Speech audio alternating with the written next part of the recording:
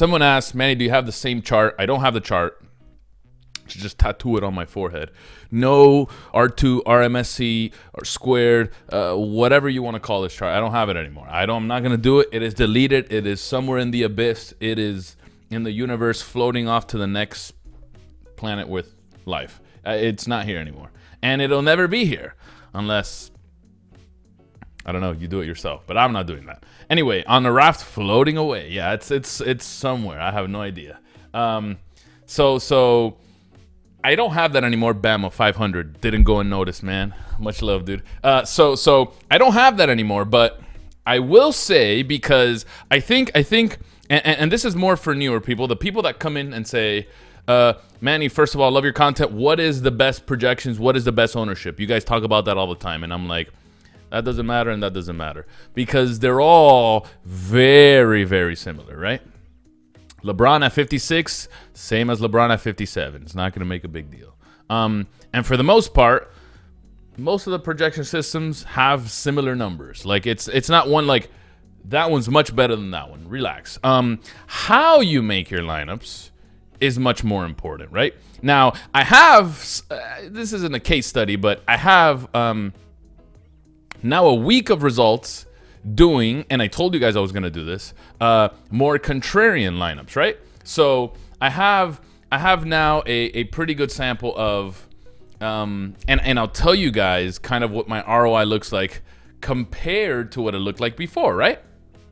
So before just chalking it up, I don't know, Mr. Goodseed style, I felt like, it's hard for me to win. That's just my feeling. He does it way better than I do. I'm not that good.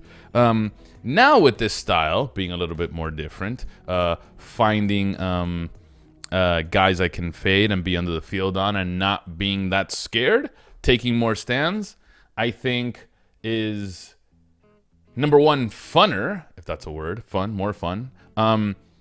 Two, gets me a chance to get top 10, just a tiny bit easier, I think. And then number three, the losses aren't as bad as I thought. Like, they're really similar to my chocolate. Okay, so my case study, what I've been doing for the week. So I've been trying this newer style, and I've shown the style not just on Friday in the lineup reviews or whatever. I think I also showed it on Wednesday, and kind of what I'm doing and where my exposures look like, or what they look like. Here's a few days out of the week that I felt were like, yo, this is not bad. This is actually way better than I thought. And I always had that kind of in my mind. I just, until I'm kind of stubborn that way. Until I actually do it, I actually put money on it, and I actually see results. And I'm actually doing at 7 o'clock, late swapping after, not just lineup rewind with all the best information at the end of the day and just like redo the whole slate. Like, that's kind of cheating, you know? But so I went back, I did the whole week, and I have some pretty good news. Out of the 5 days, 2 of them were pretty darn good days. One I doubled my money, the other one I doubled in a half or something, I don't know. The other one, the middle one, I broke even, exactly broke even. I think I lost like $10, something stupid. And this is all with around 2,000 in play every day. And then the last 2 were losses. Now, one of the losses was like $200, wasn't bad at all. And then the other one, which was the bad one, I think on Saturday or Friday, was so like about $1,000, $1,200. In my chalk days, like 2 weeks ago, it was like, well, I felt like I was minus 700 every single day. And I was like, I'm just going to minus 700 my life away. Just all minus 640, chat. I was just going to minus 640 my way just until I'm 80 and I pass away somewhere. You know? That was just me. I was just going to wife minus 640. Correct, Frostbite. So I was just like, okay. And that was and the days I did well, how many of you feel like this? Okay, so here. Time out. I don't know why it said your notification like 7 times, but it's all good. Thank you, Brown. I appreciate that. 5 months. Thank you, and chat for making me get better each day. You got it, boss.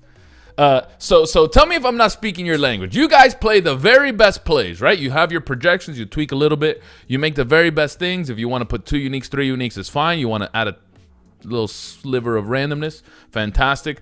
You don't let it go below. You are murking the lower stakes, the 5 cents and the 25. That's too easy for you. So you move up to the 5, the 8, the 10, 12, 15, whatever it is.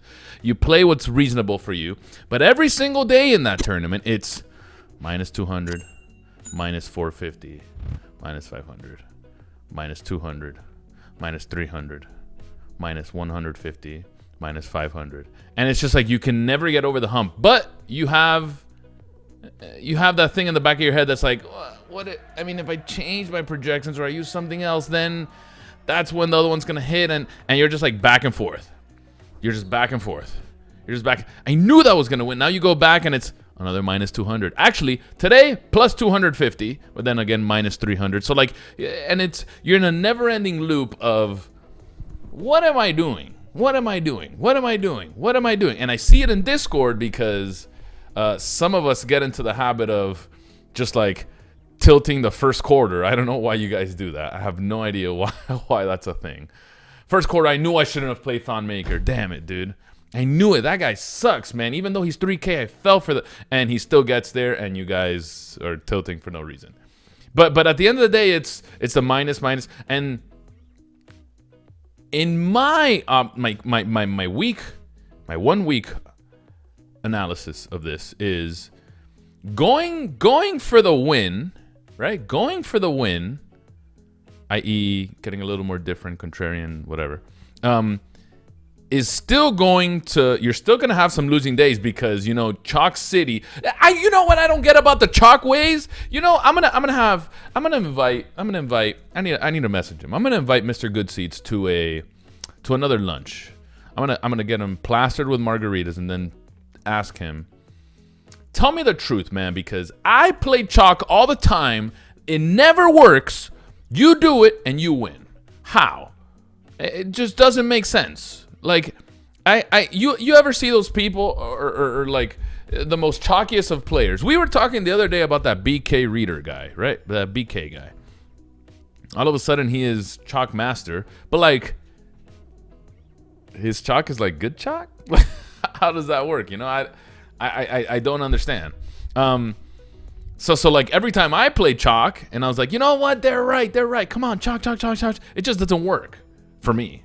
Maybe I do it wrong. They do it better. I don't know if there's a right or wrong way to just play the very best plays, but I guess there is.